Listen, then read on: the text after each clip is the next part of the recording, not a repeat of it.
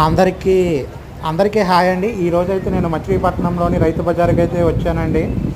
ఆదివారం కావడంతో ఇక్కడ జనాలు కూడా బాగా రద్దీగా ఉన్నారు.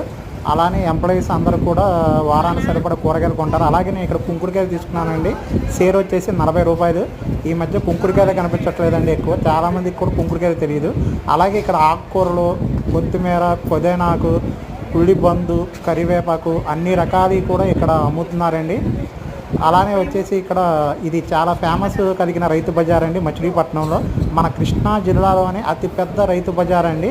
రైతులందరూ ఎంతో కష్టపడి వాళ్ళు పండించిన పంటలని ఈ రైతు బజార్కి తీసుకొచ్చి ఇక్కడ అమ్ముతారండి. అలాగే ములక్కాయలు కూడా, దోసకాయలు, వంకాయలు, టమోటా, కీరా దోస, అనేక రకాలైన కూరగాయలు అన్నీ కూడా ఈ రైతు బజార్లో మనకి కనిపిస్తాయండి. అలాగే మనం చాలామంది కూడా కొనుక్కుంటారు.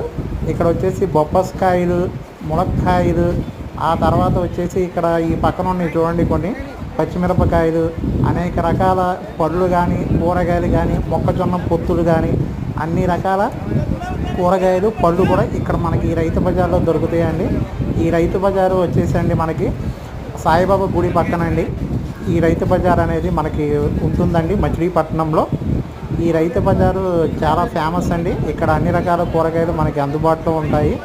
అలాగే ఈ వీడియో మీకు నచ్చినట్లయితే ఒక లైక్ అండ్ సబ్స్క్రైబ్ చేయండి. అలాగే షేర్ కూడా చేయండి.